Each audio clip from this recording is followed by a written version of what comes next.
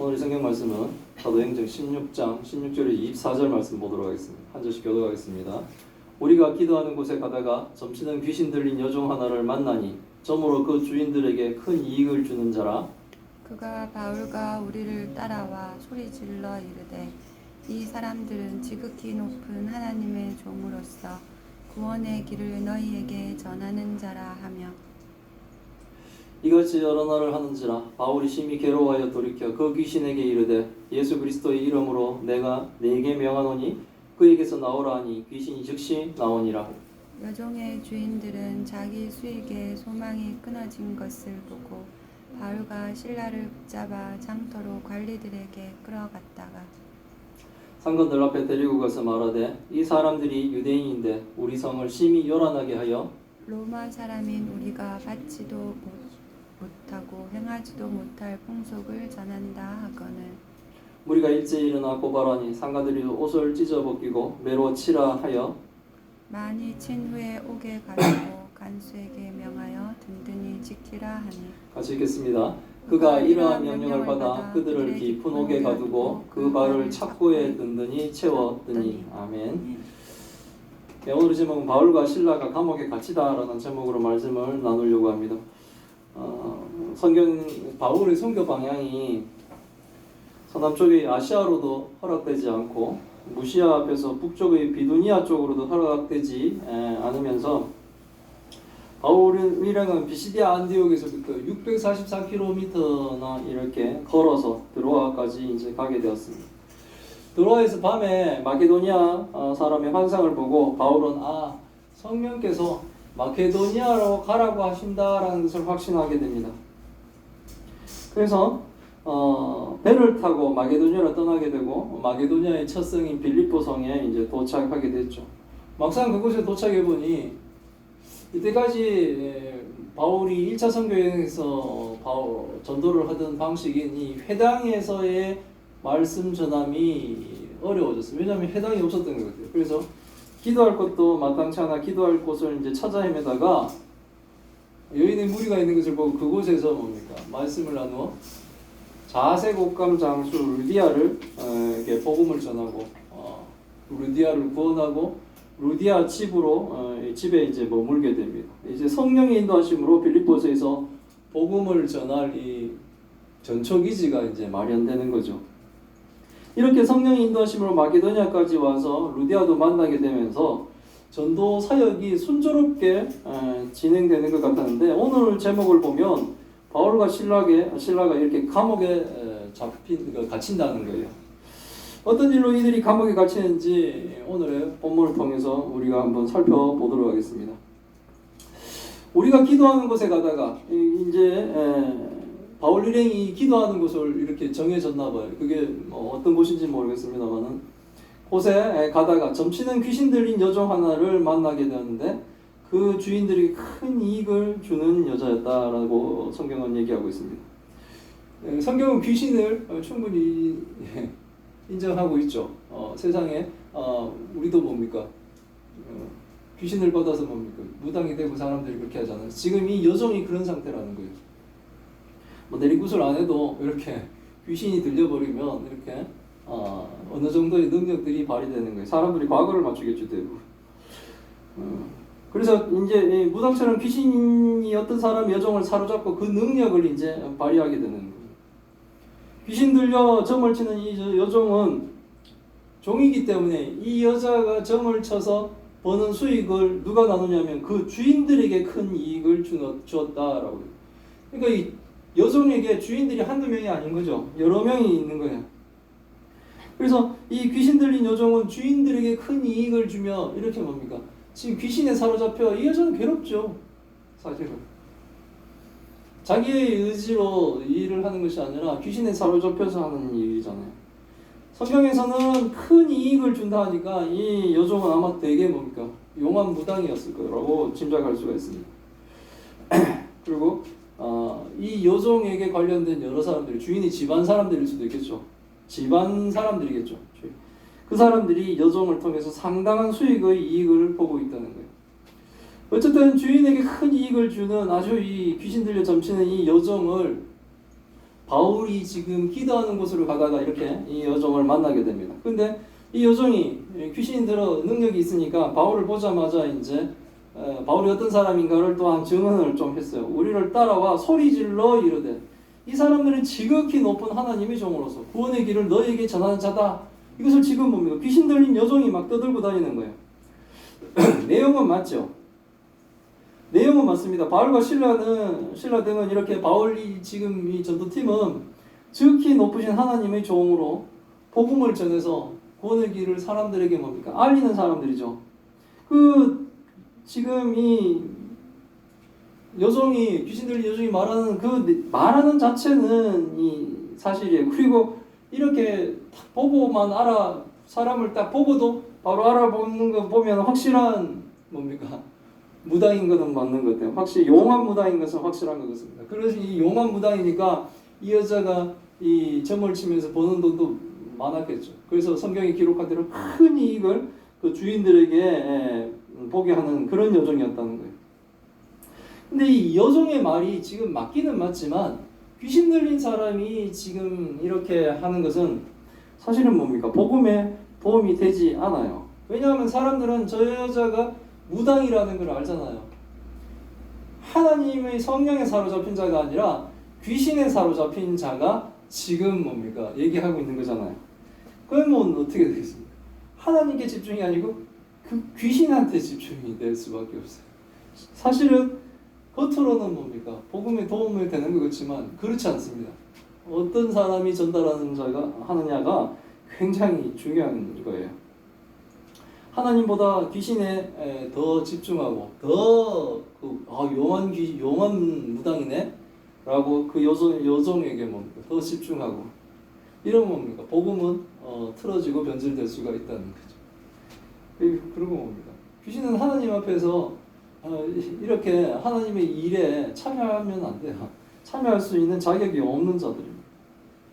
이런 여러 가지 위협 요소가 있는데 계속 그러는 거예요. 여러 날을 이렇게 바울을 따라다니면서 이렇게 얘기하니까 바울이 복음을 전하거나 뭐 하려고 그러면 이게 안 되는 거예요. 이게 지금 심히 괴로운 거예요.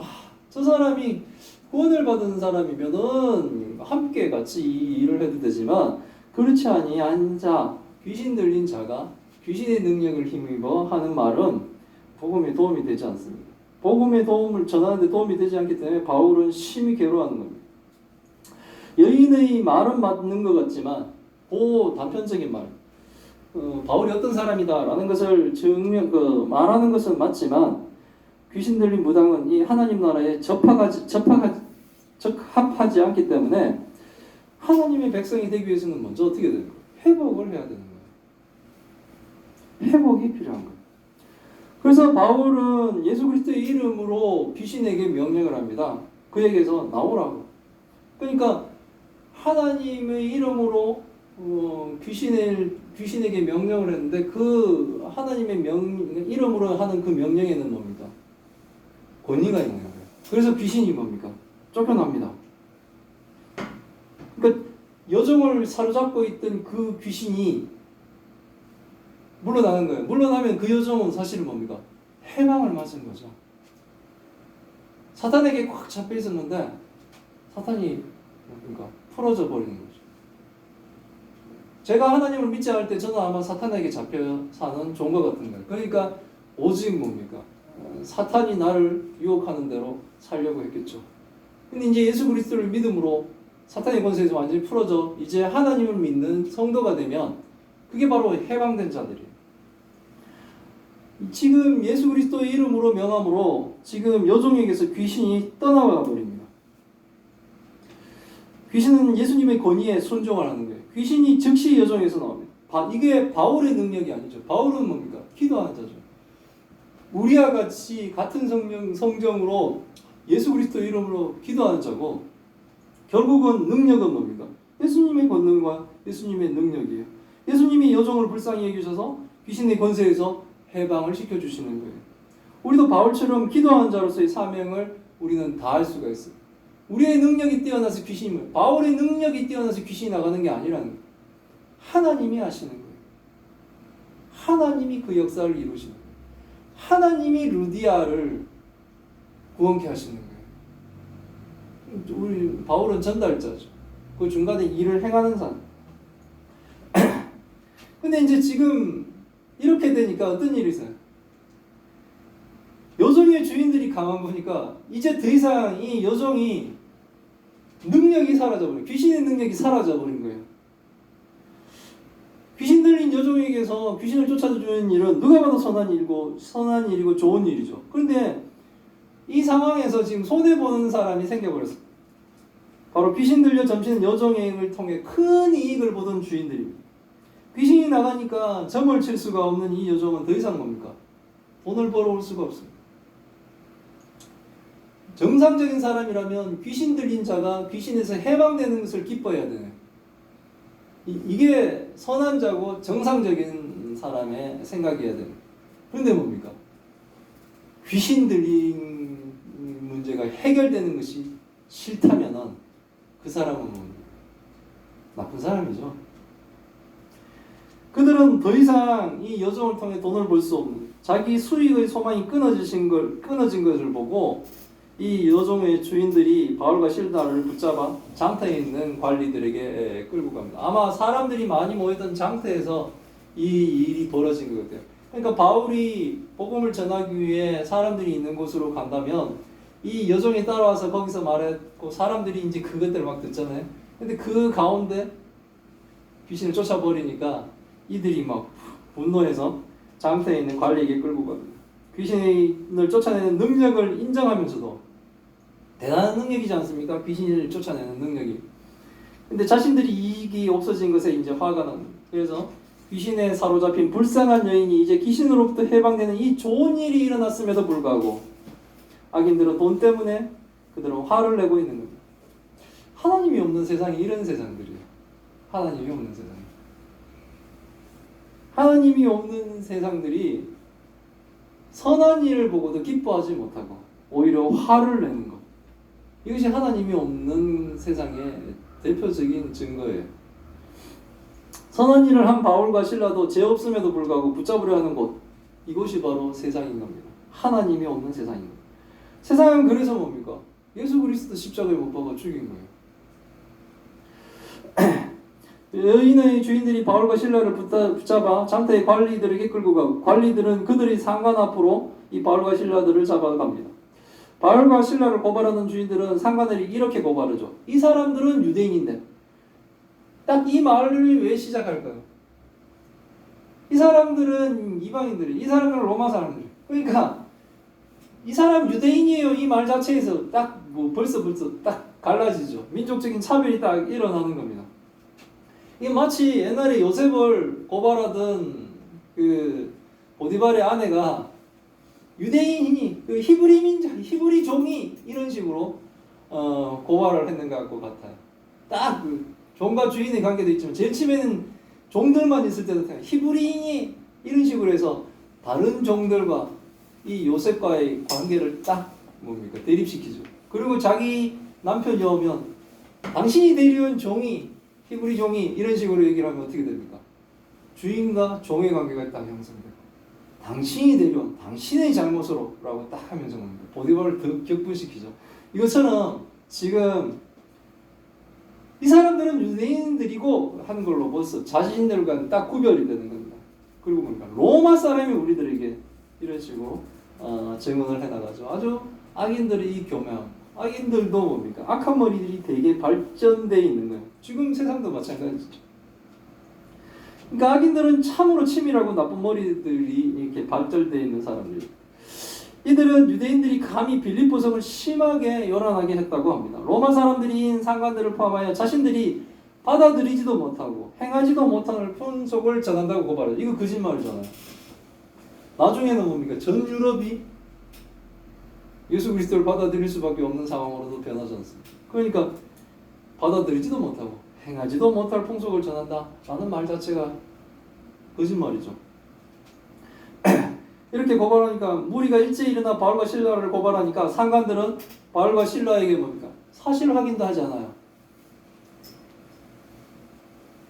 너희들 진짜 이러냐라든지 너희들이 전하는 게 뭐냐라든지 이런 것도 확인하지도 않고 무리들이 거짓 고발을 더 믿습니다. 상관들은 바울과 실라의 옷을 찢어 벗기고 매로 치라고 명령을 합니다.